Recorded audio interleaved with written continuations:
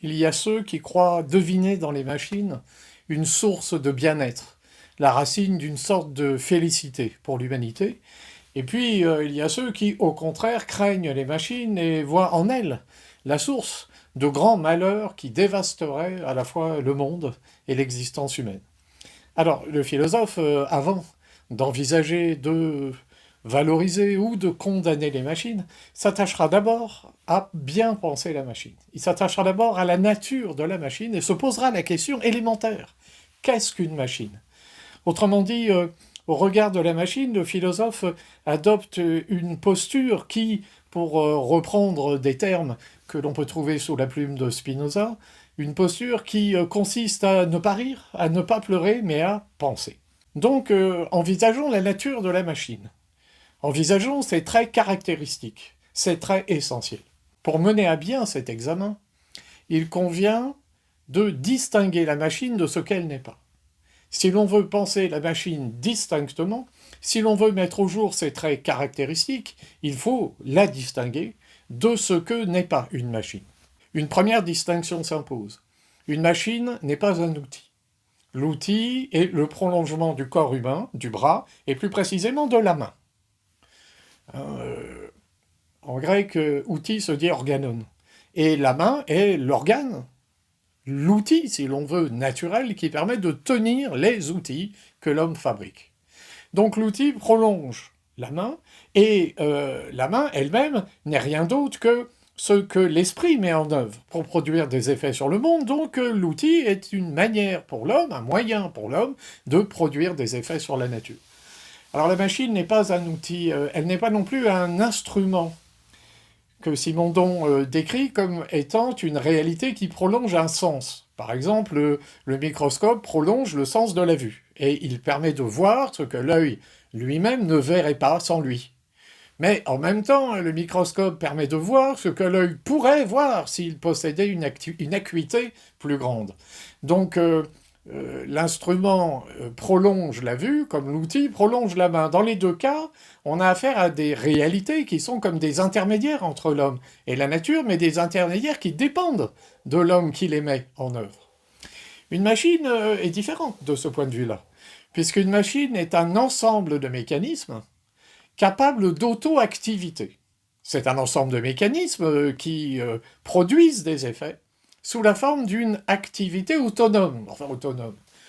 Entendons-nous bien, l'autonomie au sens strict consiste à obéir à la loi que l'on se donne en tant qu'être de raison. Le terme autonomie vient du grec auto, qui veut dire soi-même, et du grec nomos, qui veut dire la loi. Donc la machine n'est pas autonome au sens où elle ne se donne pas des lois en tant qu'être de raison. Elle n'obéit pas à une loi qu'elle se donnerait en tant qu'être de raison. Malgré tout, la machine, on peut dire qu'elle est autonome, si on veut dire par là qu'elle produit ses effets mécaniquement, automatiquement. Voilà, elle est capable d'auto-activité, ce qui échappe, ce qui n'est pas présent, ni dans l'outil, ni dans l'instrument. Le marteau posé ne produit plus aucun effet sur le monde.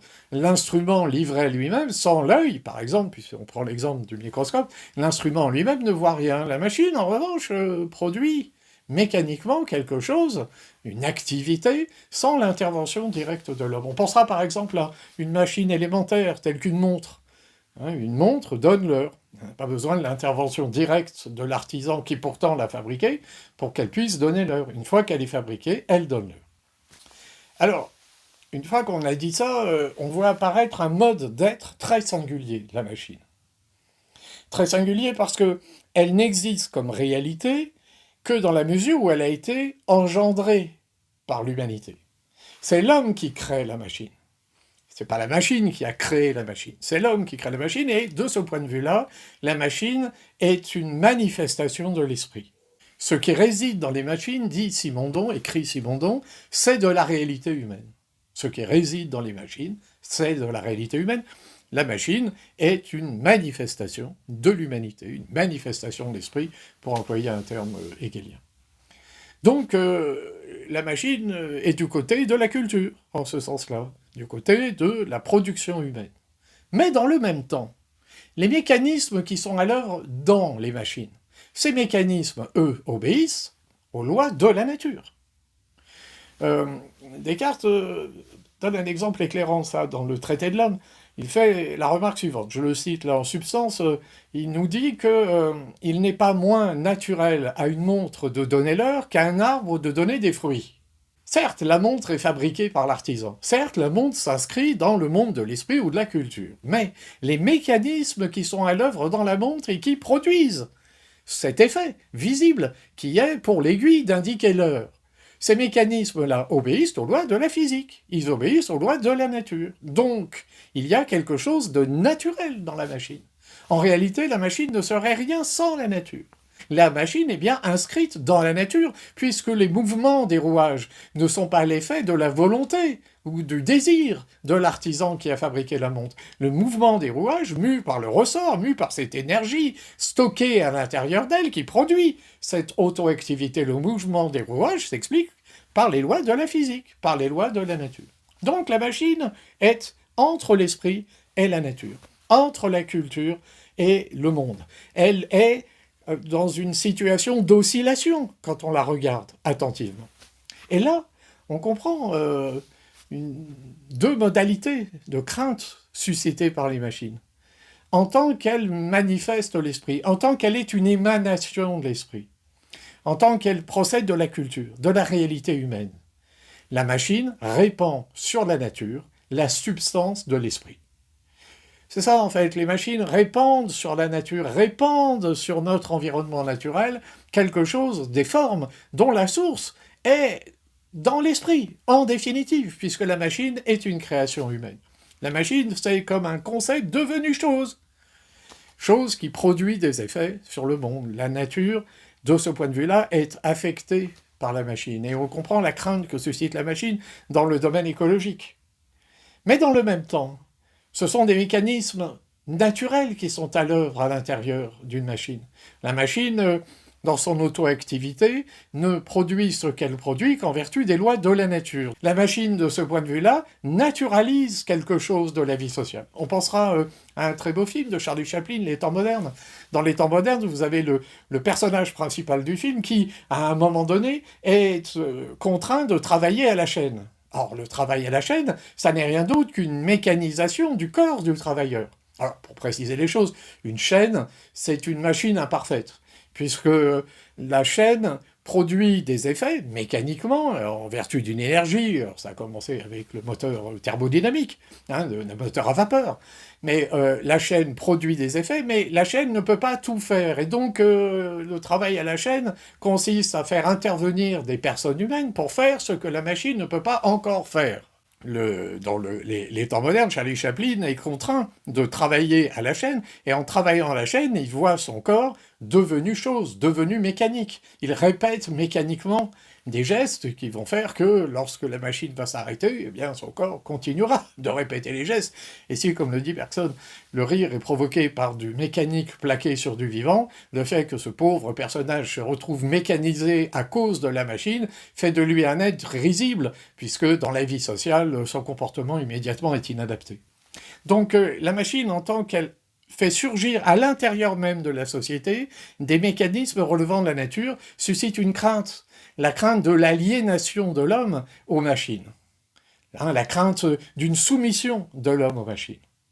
D'ailleurs, vous voyez, ces craintes qu'on évoque de la machine à l'égard de l'environnement, qui serait abîmé par la substance de l'esprit répandue à la surface des choses, et d'autre part la crainte que suscite la machine comme réalité mécanique, révélant un déterminisme naturel, trouve des expressions fréquentes au cinéma. Depuis Métropolis, dans les années 20, de Fritz Lang, un film magnifique. Dans Métropolis, on voit une humanité soumise à des machines robotiques, qui vont aliéner totalement les hommes. Plus récemment, dans le Matrix des Wachowski, dans les années 90, là on voit une société livrée à des machines. Alors dans le premier cas, c'est vraiment la machine qui produit mécaniquement une aliénation des êtres humains. Dans le deuxième cas, avec Matrix, c'est une machine qui serait devenue en quelque sorte comme une espèce d'ersatz de la conscience ou de la volonté, qui serait porteuse d'une espèce de pulsion ou d'invention elle-même maléfique, permettant de dominer totalement les êtres humains. Et donc on voit bien la crainte que nous éprouvons à l'égard des machines procède de cette ambiguïté des machines, à la fois émanation de l'esprit, et d'une part, et d'autre part, réalité mécanique.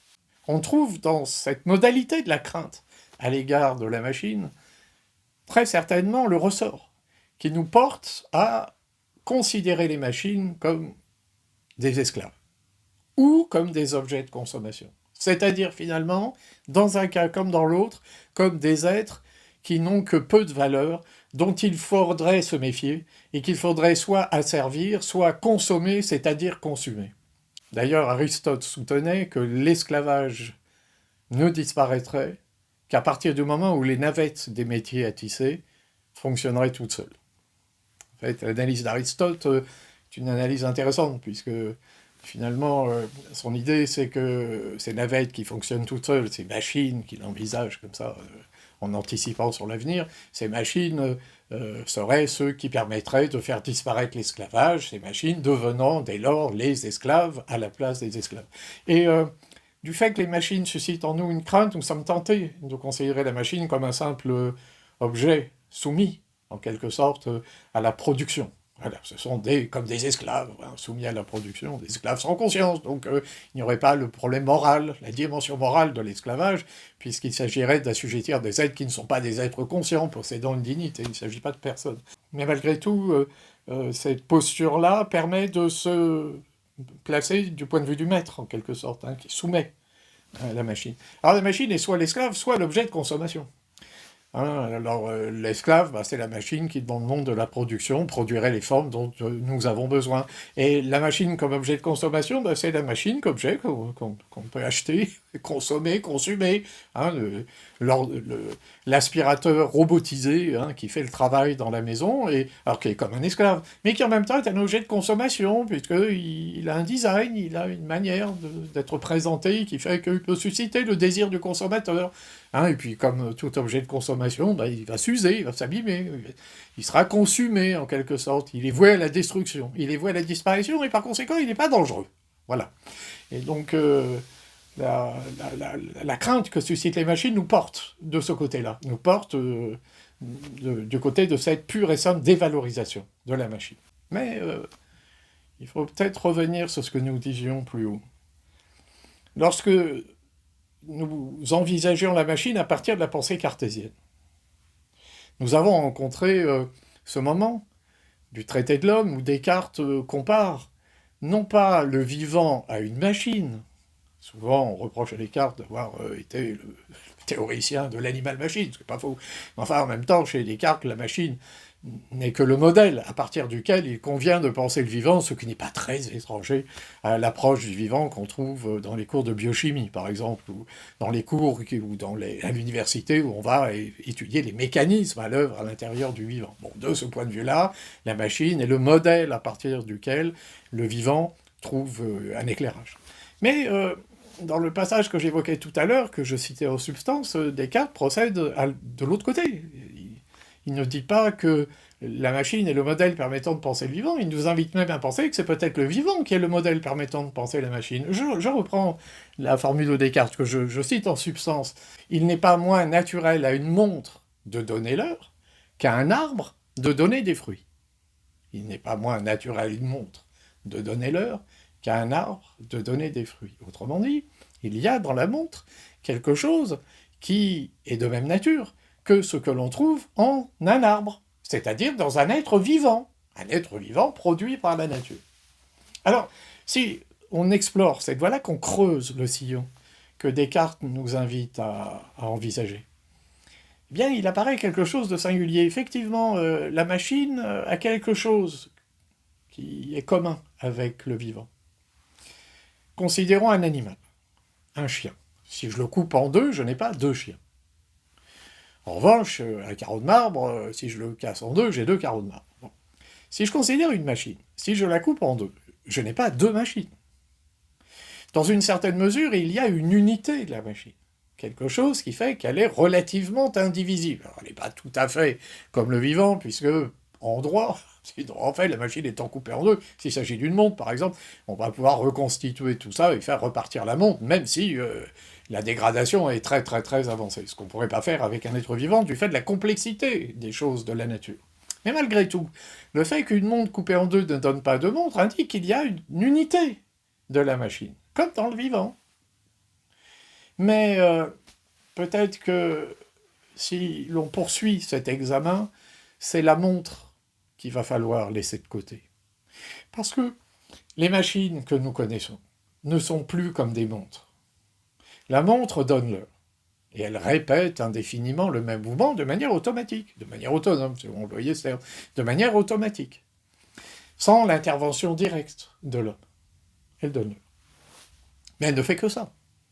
Et le mouvement qu'elle produit est un mouvement répété indéfiniment, quelles que soient les circonstances de l'environnement, qui est celui de la montre. Et si l'environnement est tellement dégradé que le fonctionnement de la montre n'est plus possible, eh bien, elle ne marche plus. Si la température augmente de manière indéfinie, elle ne marche plus.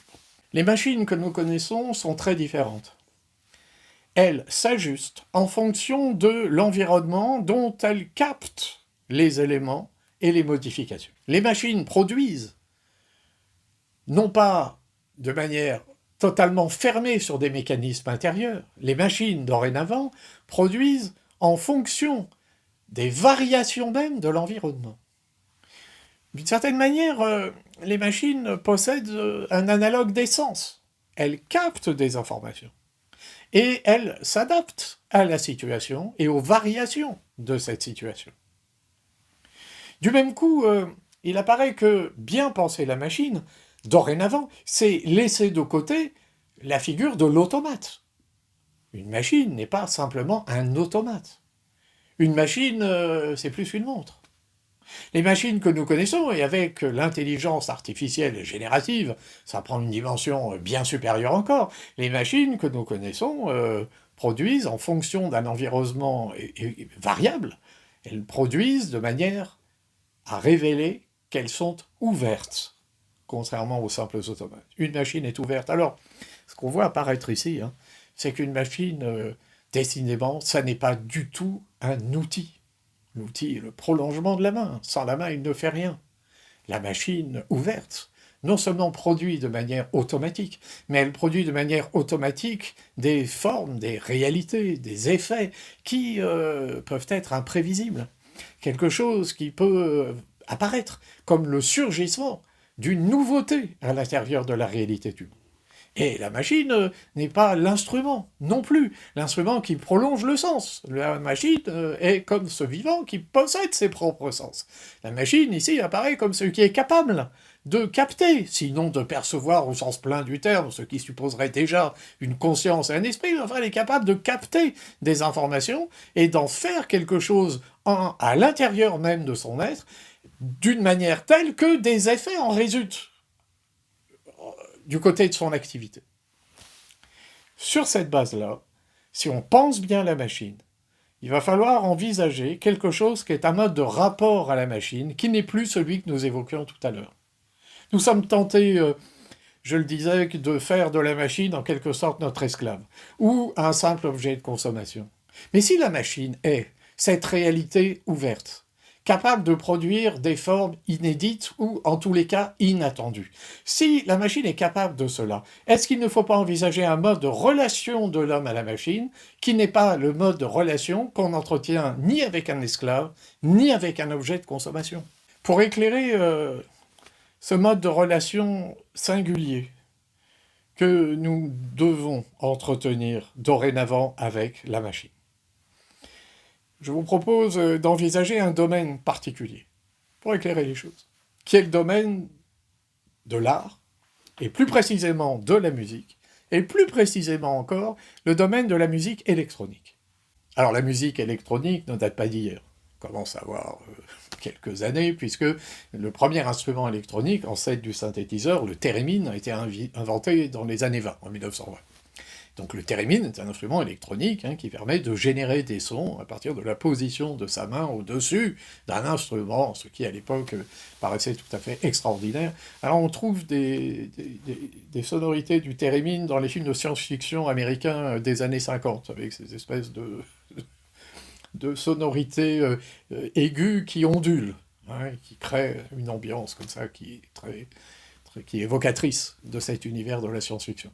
Bon, il y a eu aussi les ondes Martenot, créées en 1928, qui aussi constituent des sons, produisent des sons, qui sont les ancêtres des sons qui seront produits plus tard par les synthétiseurs. Mais la musique électronique connaît un essor frappant dans les années 70.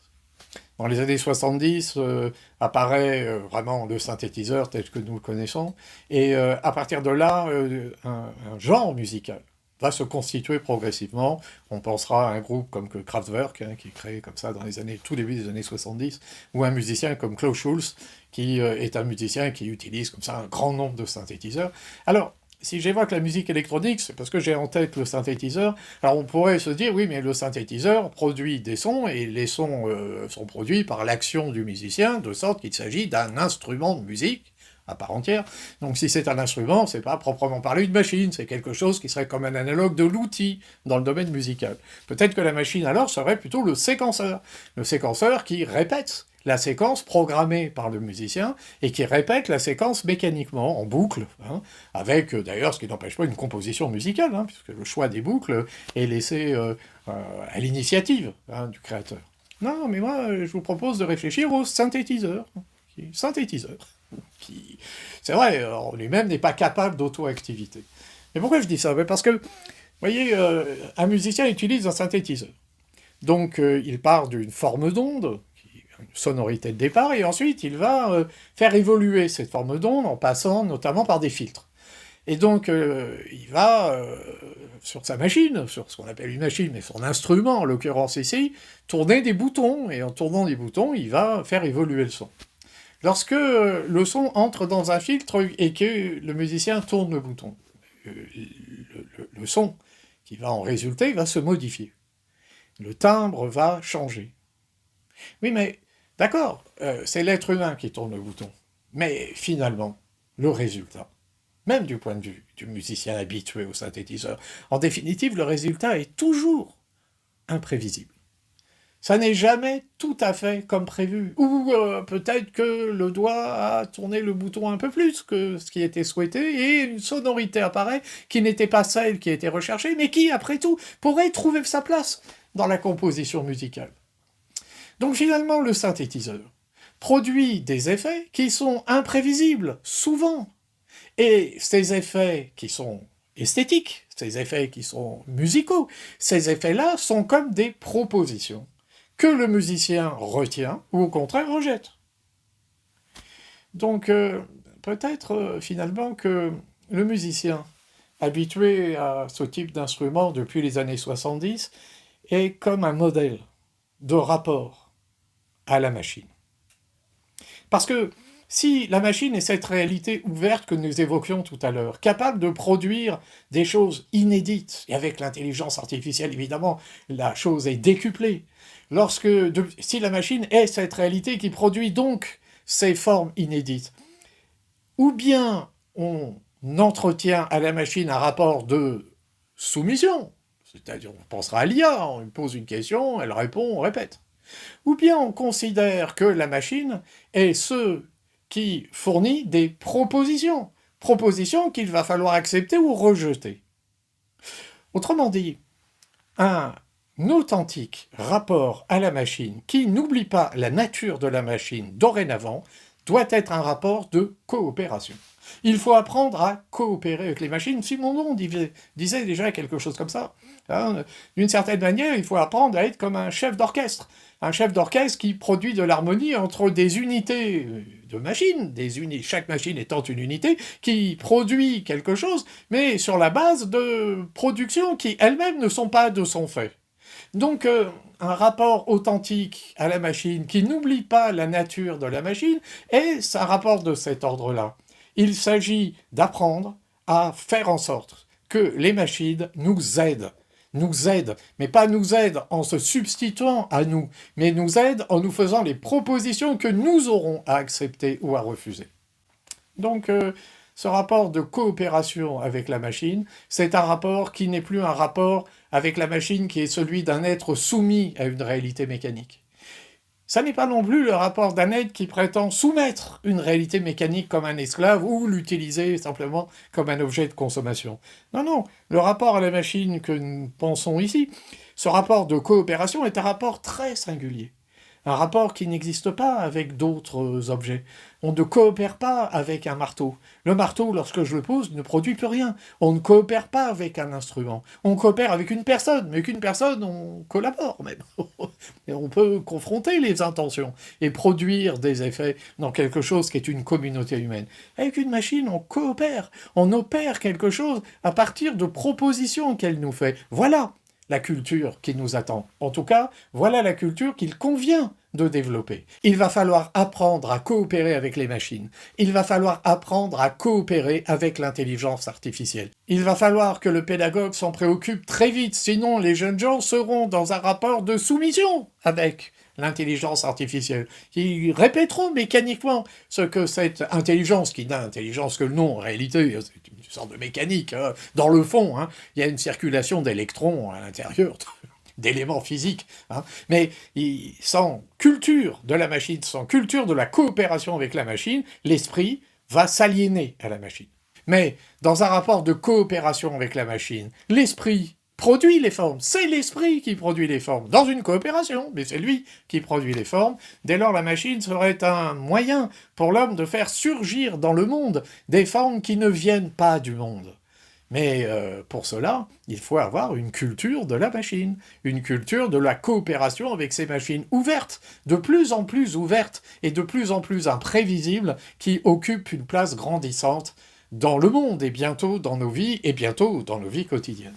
Donc, les pédagogues ont à se préoccuper de la place des machines dans la culture. Hein, à cet égard, il faudrait penser au terme employé par Simondon, il n'est pas le seul, mais il l'emploie en un sens vraiment très éclairant. Le pédagogue doit être comme un mécanologue, hein, c'est-à-dire il doit participer à l'introduction de la machine dans la culture même. Hein, il faut savoir faire en sorte que la machine soit favorable au progrès de l'esprit. Et ça suppose une coopération, et cette coopération suppose elle-même une culture. D'ailleurs, l'exemple que je prenais tout à l'heure du musicien, le musicien saura, évidemment, en tout cas celui qui pratiquait la musique électronique, saura tirer tous les bénéfices qu'il peut de l'intelligence artificielle générative dans le domaine musical. Donc le philosophe qui n'est pas un spécialiste de la machine, évidemment, en même temps, ce philosophe-là est vraiment proche du mécanologue, dès lors qu'il a bien pensé la machine. En tous les cas, il est favorable à ce travail de ce qu'il faut appeler un mécanologue. Mais peut-être que de manière plus immédiate, le philosophe qui pense bien la machine, et qui refuse d'être soumis à elle, mais qui refuse en même temps de la considérer simplement comme un esclave. Ce philosophe, dans une certaine mesure, et la formule est intéressante à méditer, le philosophe, dans une certaine mesure, se fait l'ami des machines.